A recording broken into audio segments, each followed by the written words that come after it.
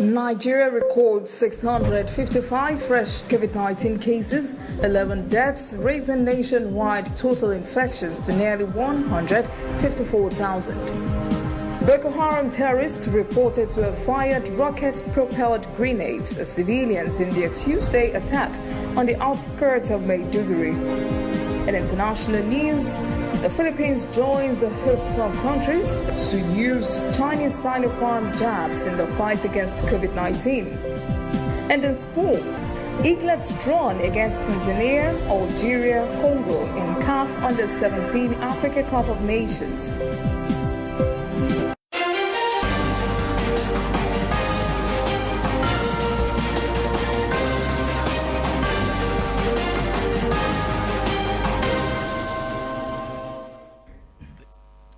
Olajumoke Olatunji.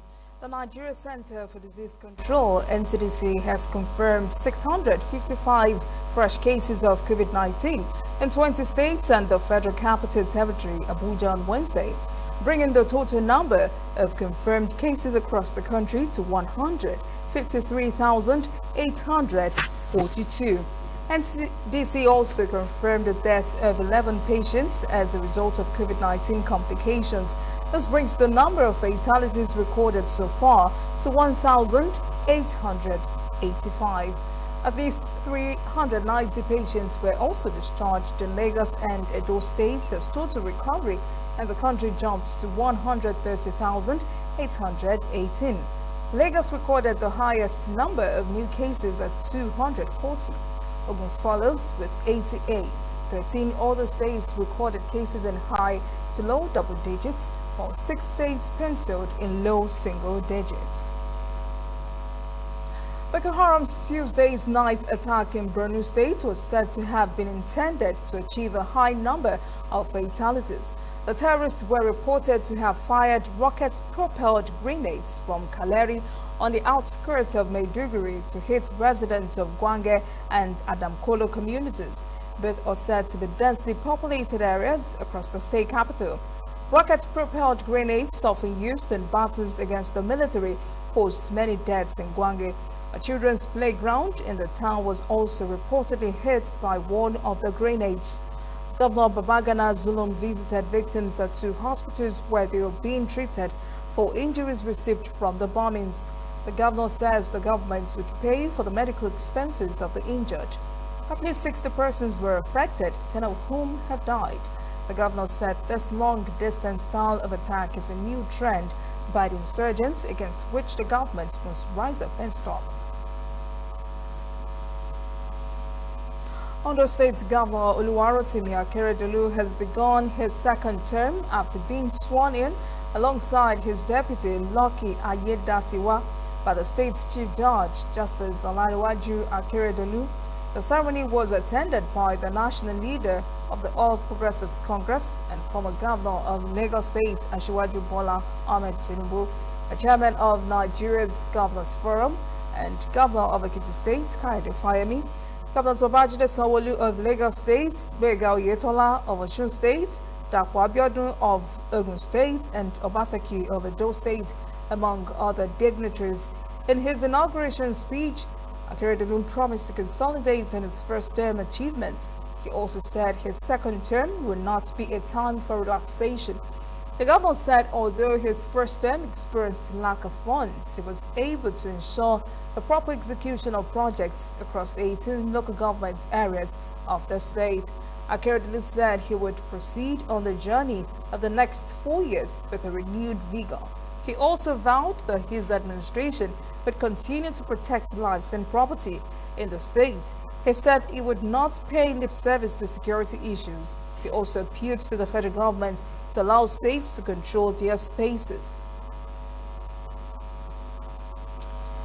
The Nigerian Senate has confirmed Abdulrasheed Bauer as the substantive chairman of the Economic and Financial Crimes Commission, EFCC, after grilling the 40-year-old during Senate plenary on Wednesday.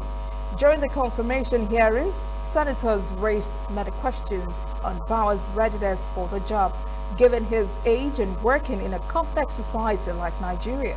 Bauer reassured the upper chamber he would bring his 16 years of experience to bear on the agency. Some senators suggested different areas where Bawah should concentrate his focus. They called for transparency in the conduct of the agency's affairs, which they say was paramount in the restoration of sanity in the EFCC. The recent spate of kidnappings and insecurity in the north has had parents and teachers worried. Many are wondering whether to withhold their children from school, while some teachers are afraid for their own lives. But some parents have decided to take their children personally to and from school every day to ensure their safety. Correspondent Stacey Makinde reports. 45-year-old Theresa Owonobi is preparing her 3 children for school. She says that every day she has to take them to school and back just to ensure their safety. I don't feel safe because it can happen to anybody. As you can see, I bring my children to school every day, day by day. I bring them to school and I come to pick them in the afternoon. As a matter of fact, this country, there is no security. The teachers are also worried and now fear that student attendance will continue dropping. Teachers here say parents and guardians are now reluctant to send their children to school due to insecurity. The teachers are also worried about their security. In last week's attack, 3 teachers and 12 of their family members were abducted. Many of them say they are now soft targets for kidnappers. This is beginning to take a toll on the progress they've made in educating children. We don't feel safe as teachers in school. Even the children are not safe. Parents too are not safe. If it can happen in Borno, Kaduna, Niger, it can also happen here on Plateau. So no one knows where it will strike. Psychologists link the recent attacks on schools to the problem of high youth unemployment. They say insurgents are trying to stop locals from getting Western education. If this situation continues, it's going to affect the school negatively because no parents will be willing to expose the child into that kind of torture. The government should please try and do something because I'm very sure that if jobs are created, more jobs are created, I know that these people will be occupied. President Buhari has ordered military and police heads to beef up security in schools across the country and find the perpetrators of these crimes. Until then, parents like Theresa will have to deal with the fear that comes with taking their children to school daily.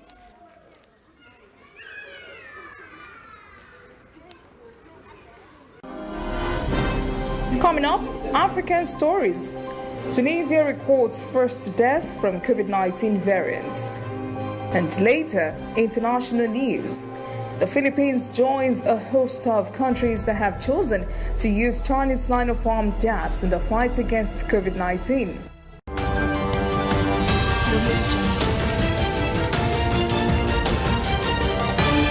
You are watching ANN.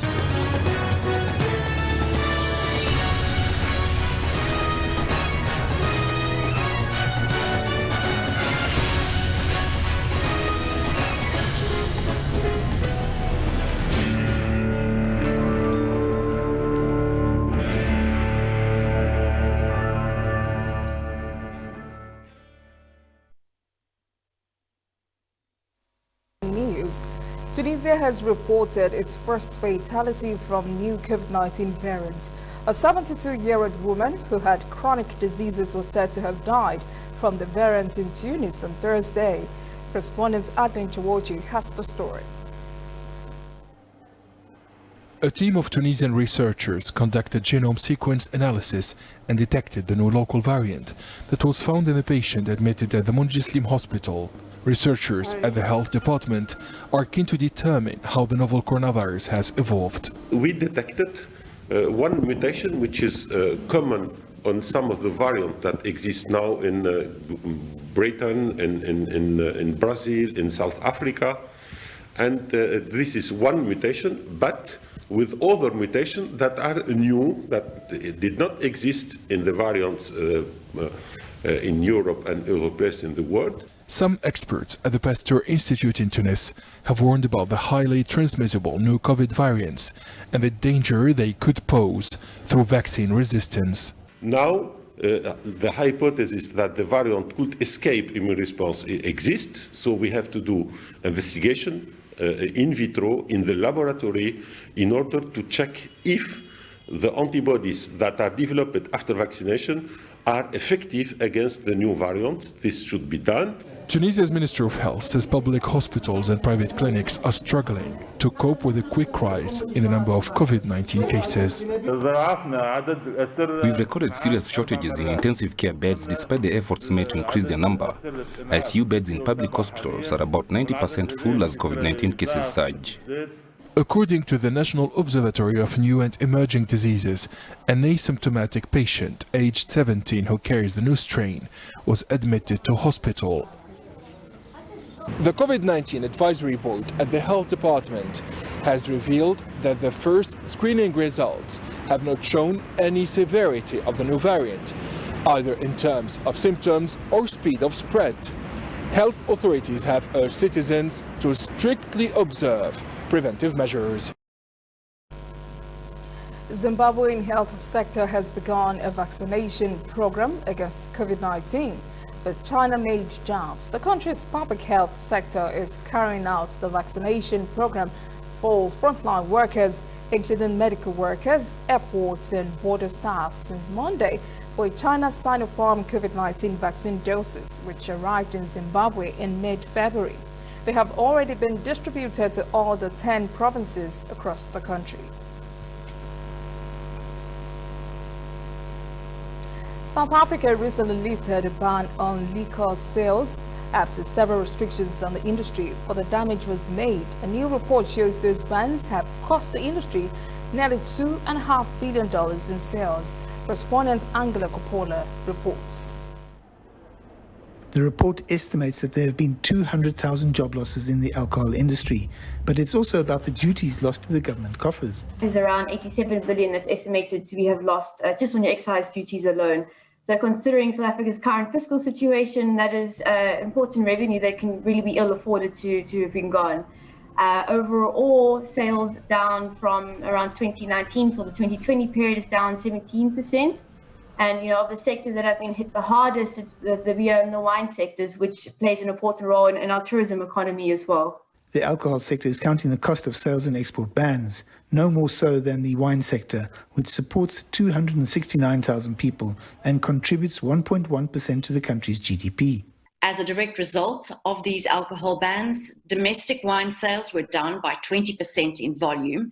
And additionally, the 5-week export ban resulted in 300 million litres of uncontracted wine within 640 million litres of stock, at a time when the industry had commenced with the 2021 harvest, which created a stock dilemma. The beer industry has also been severely affected. And with beer sales having declined by 195 million litres, and a large proportion, as you can imagine, having to be dumped. And this is also, with the dumping, you also have to pay SARS to actually dump your alcohol that has expired. The craft beer brewing sector has also felt the effects of government measures, with small business debt levels skyrocketing. A lot of people had IDC loans, and IDC has been calling on now the loan repayments. And I think that, it is really disappointing because a lot of these are government branches, and you would think that they would be a little bit more sensitive to the plight of the industry. Perhaps as concerning are the long-term impacts on the wine export ban. Our South African wine producers have to fight quite hard with our overseas counterparts to get that valuable shelf space in overseas markets, etc. So that will take many, many years, and estimates up to around a decade to rectify the impact. It's uncertain how long it's going to take for the alcohol sector to recover from the curfews, the alcohol bans, and the different lockdown levels. What's of more concern, though, is what's going to happen to the value chains leading into those different subsectors. When we return, international news. The Philippines joins a host of countries that have chosen to use Chinese Sinopharm jabs in the fight against COVID-19. And later, sport.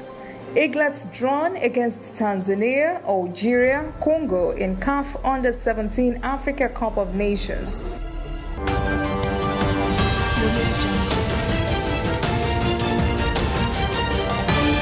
You are watching ANN. Somewhere in the world, every second of the day, news is happening. And of course, Nigeria is bustling with news day and night. That is why ANN doesn't sleep. Our eyes are peeled, wide open, so no story escapes our radar. We stay abreast of world events and happenings at home. We keep you up to the minute in the world of sports. We give you information to stay on top of your investments and all the hard facts you need to navigate your day. If you miss us on air, you can keep up to date on our website and on our social media platforms, Twitter, Instagram, and Facebook at ANN Africa TV. We are ANN, African News Network. We do news right in a truly African spirit. Welcome back. This is ANN News. The Philippines presidential spokesman Harry Roque has expressed on Wednesday his country's confidence in China's Sinovac COVID-19 vaccines, which his country would use in the fight against the coronavirus pandemic. The Food and Drug Administration of the Philippines officially granted the emergency use of the COVID-19 vaccines made by Chinese biopharmaceutical company Sinovac. On Monday, the vaccines are currently being used in many countries. During a virtual press briefing, Roque said his country has seen a total number of confirmed cases topping more than 500,000. He said the Chinese vaccines would make a difference on epidemic control battles in the country. Sinovac Biotech's Hong Kong General Manager Helen Young said the Chinese authorities actively coordinated with the Philippines to ensure timely delivery of the vaccines. Israel has begun issuing what it calls green passes to its citizens who have received the COVID-19 vaccination. These passes give holders access to gyms, hotels, and other public facilities. Correspondent Stephen Fried has the details. In Israel, as of Sunday, COVID-19 inoculation is a sort of status symbol. Israelis who have gotten both Pfizer vaccine shots or those who have recovered from the virus get a Green Pass certificate. It's proof of vaccination in the form of a QR code or printout for people without smartphones. The pass allows entry to gyms, swimming pools, hotels, entertainment venues, and sporting events. From March, restaurants and bars will be added to the list. In the new Green Pass era, this is the front line. These are the people who are responsible for monitoring either people who have recovered from COVID-19 or who are fully vaccinated. Businesses caught breaking the rules will be fined. The government is threatening to jail Israelis who forge green passes. Around half of Israel's 9 million residents have gotten at least one shot since the government's vigorous inoculation campaign kicked off in December. But vaccination enthusiasm has waned in recent weeks as increasing numbers of Israelis with health issues and concerns about long and short-term side effects avoid inoculation. It's insane. It's kind of like they're sanctioning it. Green Pass privileges and restrictions raise legal and moral questions. We can definitely see such lawsuits coming of employees, of people who say, I want to go and see a concert, I'm discriminated. We have to remember that if the disease continues spreading, it also ends up bringing more violation of human rights, not just the right of health, but if people have to be in lockdowns again, their freedom of movement is violated, but also their ability to work. Within the coming weeks, non-vaccinated Israelis will reportedly be allowed entry to Green Pass venues after presenting negative coronavirus test results.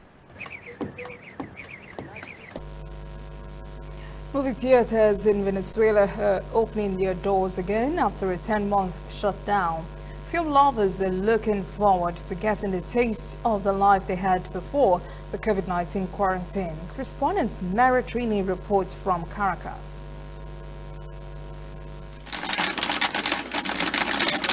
The popcorn is fresh, and Israel Gonzalez is excited to return to his job at the concession stand for one of the largest movie chains in Venezuela. Nos quedamos en pausa. We were paused, waiting, with a lot of expectation for the pandemic. And now we are reopening step by step, giving all our customers the best attention and safety measures that we can offer. Now that blockbuster hits are playing again, movie lovers are cautiously coming back to enjoy films on the big screen. They say it is a unique experience that just cannot be replaced by TV, computer, or phone. I was anxious. My boyfriend and I love movies, and it was a long time when we couldn't come here. Watching movies on Netflix is fun, but it's not the same.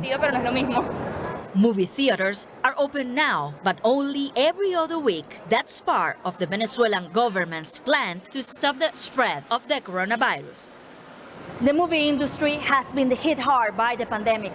Movie operators estimate a loss of 9 million tickets since last March, when theaters in Venezuela closed.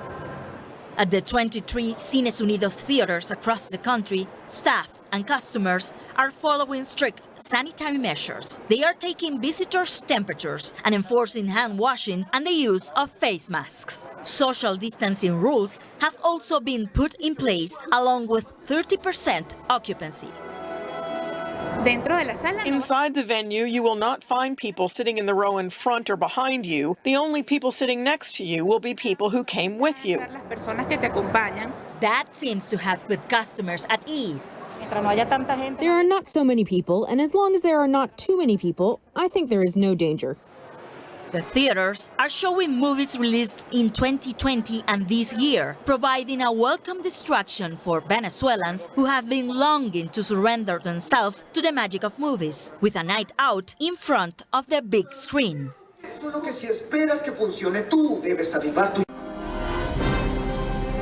Up next, sport. Eaglets drawn against Tanzania, Algeria, Congo in CAF Under-17 Africa Cup of Nations. Please stay with us.